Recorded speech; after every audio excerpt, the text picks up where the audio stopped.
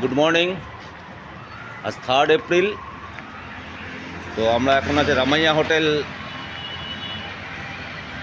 আজকে আমরা বেরোবো গোয়ালিয়রের সাইট সিন, সেকেন্ড দিনের সাইট সিন করতে। আজকে আমরা যাব সিন্ধিয়া প্যালেস, সিন্ধিয়া প্যালেসের মিউজিয়ামটা, সান টেম্পল আর ইয়ের সমাধিটা, তানসেনের সমাধিটা আমরা যাব। তো এরপর আমরা সাইট সিন করে আমরা বেরিয়ে যাব স্টেশনে, গোয়ালিয়র স্টেশনে। আমাদের 6:10-এ 6:50-এ আমাদের আছে উজ্জয়ন এক্সপ্রেস। ওই এক্সপ্রেসে করে আমরা উজ্জয়ন যাব এবং উজ্জয়ন থেকে আগামীকাল রাতে আমাদের ট্রেন হাওড়া। তো আজকে আমরা গোয়ালিয়রের সেকেন্ড দিনের সাইট সিন করতে বেরোবো।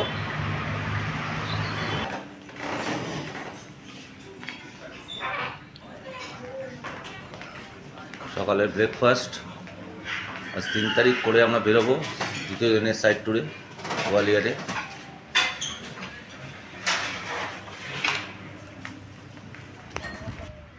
গোয়ালিয়রের সেকেন্ড দিন ভ্রমণে আমাদের প্রথম দ্রষ্টব্যস্থল গোয়ালিয়র প্যালেস। এর মিউজিয়ামেও যাবো জানি না মিউজিয়ামে ক্যামেরা অ্যালাউ করবে কি না, মোবাইল ক্যামেরা বা কিছু ক্যামেরা মনে হয় করে না। এখানে 300 টাকার টিকিট মিউজিয়ামে পার হেড, বাচ্চাদেরও 300 টাকা।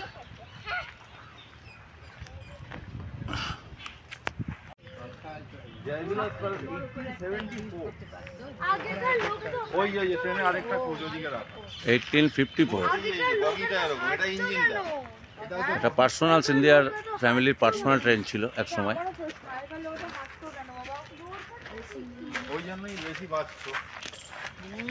এটা কোচটা,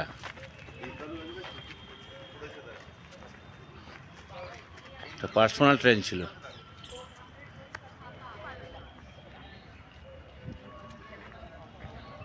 অপূর্ব। অ্যাকচুয়ালি গোয়ালিয়রের একটা মেন আকর্ষণ এটাই।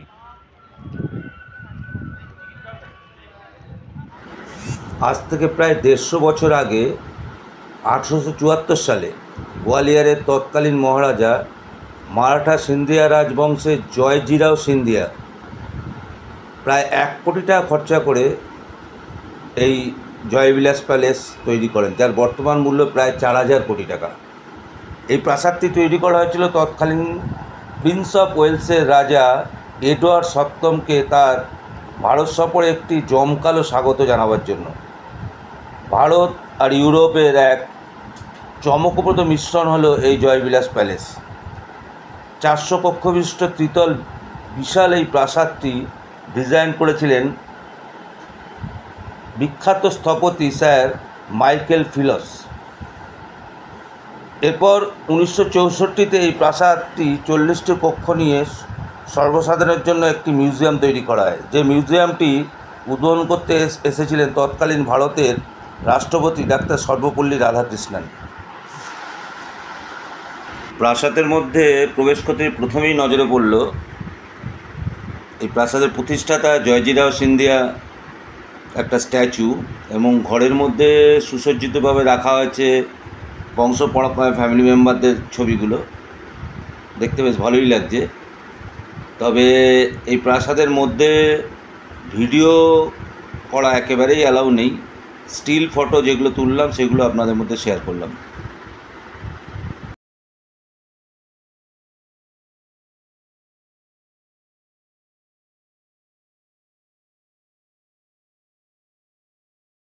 Total generation,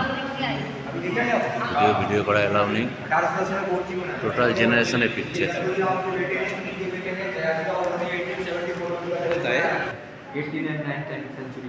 89 and 9 centuries. You recording man?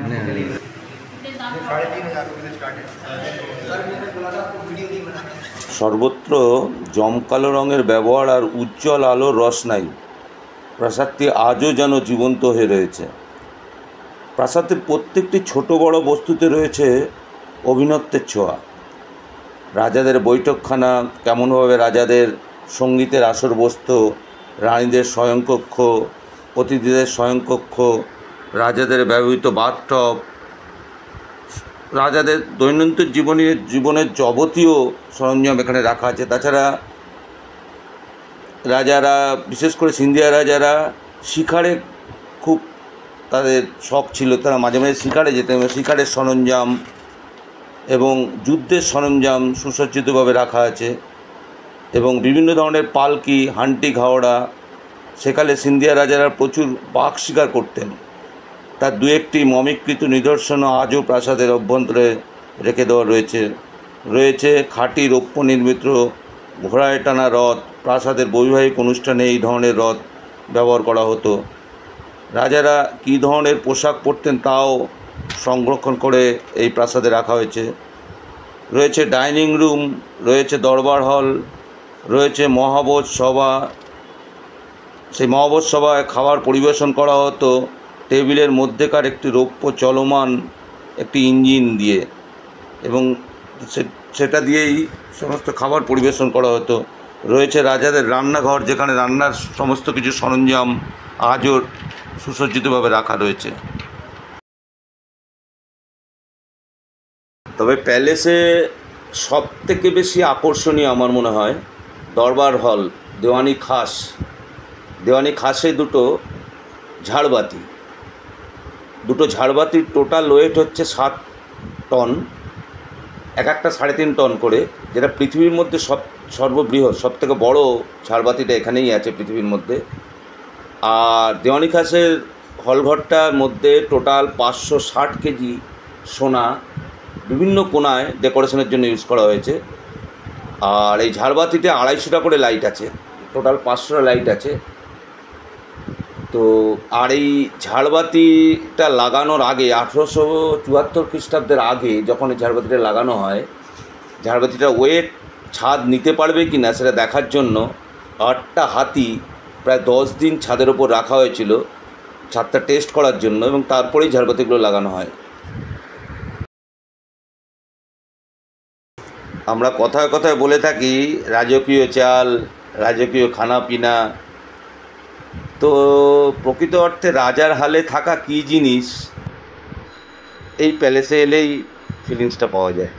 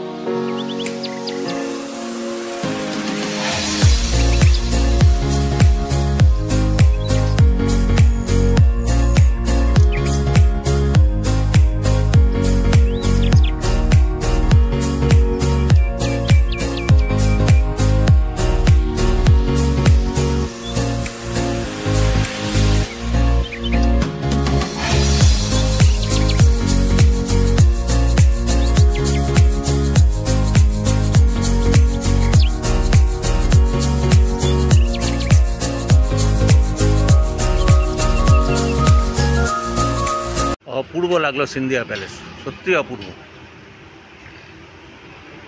300 টাকা টিকিট হতে পারে, কিন্তু গোয়ালিয়রে এসে এটা অবশ্যই দেখা উচিত।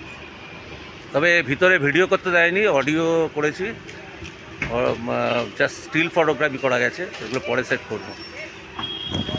এবার হচ্ছে তানসেনের সমাধি। আমরা গোয়ালিয়র সিন্ধিয়া প্যালেস থেকে বেরিয়ে এখন ফার্স্টে এলাম তানসেনের সমাধি।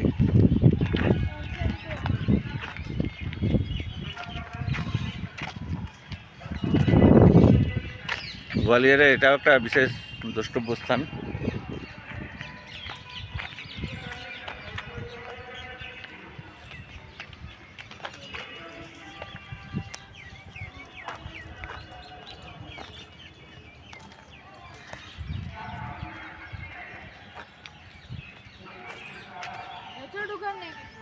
অপূর্ব।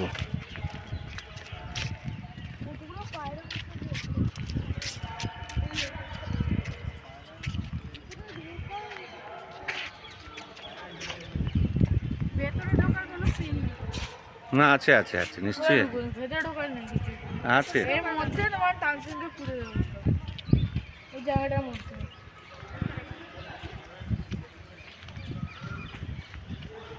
যার গানে বৃষ্টি নামতো, আকবরের নবরত্নের মধ্যে একজন ছিলেন তানসেন।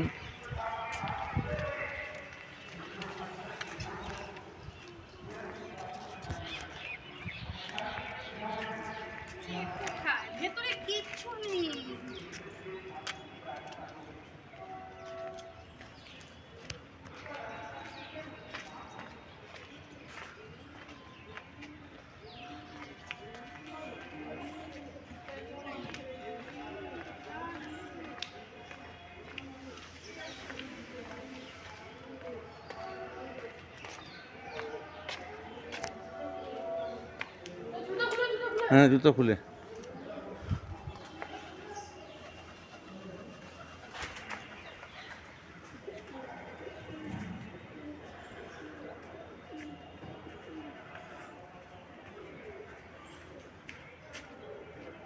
दादा ये सब किसका एक साथ समाधि है? वो तानसेन बाबा की है। तानसेन बाबा, ये वाला तानसेन का, वो वाला तानसेन वो वाला तानसेन का, अरे वाला ये सब जी उनके गुरु जी का है, मोहम्मद गौस गवालियरी। गुरु जी का। हाँ, अच्छा, मोहम्मद मोहम्मद गौस गवालियरी। घोष गवलरी। अच्छा, उसका गुरु जी का। हाँ, गुरु जी का। आप एक पंडित घराने से हैं आप? किसको गाइड कोई है? हम्म? गाइड कोई नहीं है ना? गाइड कोई नहीं है। आप इनके शागिर्द हुए, आपने इनकी शिक्षा ली। जो 9 रत्नों में आपको रत्न का नाम है वो तो मालूम है, नवरत्न एक अकबर का ये में वो तो मालूम है। गुरु है। हाँ, ये वाला गुरु है तई तो। तानसेन गुरु का समाधि। एक क्या नाम था? हजरत मोहम्मद गौस। हजरत मोहम्मद गौस। हजरत मोहम्मद गौस गवालियरी। गवालियरी, ओके। और इसका लड़का का बेटे का नाम, बेटे का। अरे फैमिली सब, फैमिली मेंबर्स। ये सब फैमिली मेंबर्स। क्या ठंडा है रूम? ये कितना साल पहले का? 450 साल पुराना है। 400 साल पुराना? 450। 450 साल। 1562 में इसकी नींव रखी गई थी। 38 साल इसको बनने में लगा था। 450-500। 1562 में स्टार्ट हुआ था, 38 साल बनने लगा। 16वीं शताब्दी के संत कहलाते हैं। हाँ, 16वीं शताब्दी का। तानसेन का ध्यान कब हुआ था? तानसेन 1500 साल में ना? अच्छा, तो अकबर का तो नवरत्न कब था? उसी में था, उसी टाइम में। उस टाइम में। हाँ, ये नहीं, ये तानसेन का नहीं, ये तानसेन का नहीं। तानसेन बाहर है, बाहर वाला अलग से है।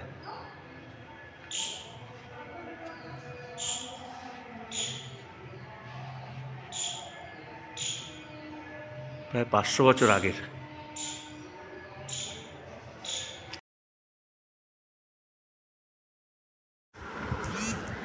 ভারতীয় ধ্রুপদ সঙ্গীতের ঘরানার জনক ছিলেন এই মিয়া তানসেন। আনুমানিক 1500 সালে গোয়ালিয়রের এক হিন্দু ব্রাহ্মণ পরিবারে তানসেনের জন্ম হয়। তার আসল নাম ছিল রামতনু মিশ্র এবং তার পিতা মুকুন্দ মিশ্র ছিলেন অত্যন্ত সচ্ছল এবং বিত্তবান কবি। প্রথম সঙ্গীত গুরু ছিলেন স্বামী হরিদাস। তানসেনের দক্ষতা লক্ষ্য করে তিনি তাকে নিজের শিষ্য হিসাবে স্বীকৃতি দেন। স্বামী হরিদাস ছিলেন সেই সময় বৃন্দাবনের অন্যতম শ্রেষ্ঠ সঙ্গীত শিল্পী। তিনি তানসেনকে বৃন্দাবন নিয়ে যান। তারপর দীর্ঘ 10 বছর তিনি স্বামী হরিদাসের কাছেই সঙ্গীত চর্চা করেন। দুপদ সঙ্গীত তিনি স্বামী হরিদাসের কাছেই শেখেন। এরপর তিনি মোহাম্মদ গাউসের কাছে সঙ্গীত শিক্ষা নেন। তার সাংগীতিক দক্ষতা এত দিগান্ত বিস্তৃত ছিল যে আশেপাশের রাজ্যগুলির মধ্যে খুব শীঘ্রই ছড়িয়ে পড়ে। সম্রাট আকবর তানসেন সম্পর্কে জানতে পারেন এবং তার প্রতিভার কথা শুনে তাকে নিজের দরবারে নবরত্ন সভার একজন অন্যতম রত্ন হিসাবে নিযুক্ত করেন। আকবর তাকে মিয়া উপাধিতেও সম্মানিত করেছিলেন। শোনা যায় আকবর কন্যা মেহরুন্নিসাকে তানসেন বিয়ে করেছিলেন এবং তারপর ইসলাম ধর্ম নিয়েছিলেন। তিনি দীপকরাকে গান গেয়ে আগুন জ্বালাতে পারতেন। এও শোনা যায় যে মেঘাবল্লার রাগে গান গেয়ে তিনি আকাশ থেকে বৃষ্টি ঝরাতে পারতেন। 1589 সালের 26শে এপ্রিল মিয়া তানসেনের পরলোক গমন করেন। মৃত্যুকালে বয়স হয়েছিল 89 বছর। তানসেনের মৃতদেহ তার সুফি গুরু মোহাম্মদ গাউসের সমাধির পাশেই সমাধিস্থ করা হয়। তানসেন সমাধির পাশে আছে একটি তেঁতুল গাছ। তানসেন ভক্তরা মনে করেন কোনো গায়ক যদি ওই তেঁতুল গাছের পাতা চিবিয়ে তানসেনের সমাধি স্পর্শ করে তবে তিনি তানসেনের আশীর্বাদ প্রাপ্ত হন। ব্লগটা এখানেই শেষ করছি। যদি ভালো লাগে লাইক শেয়ার সাবস্ক্রাইব অবশ্যই করবেন।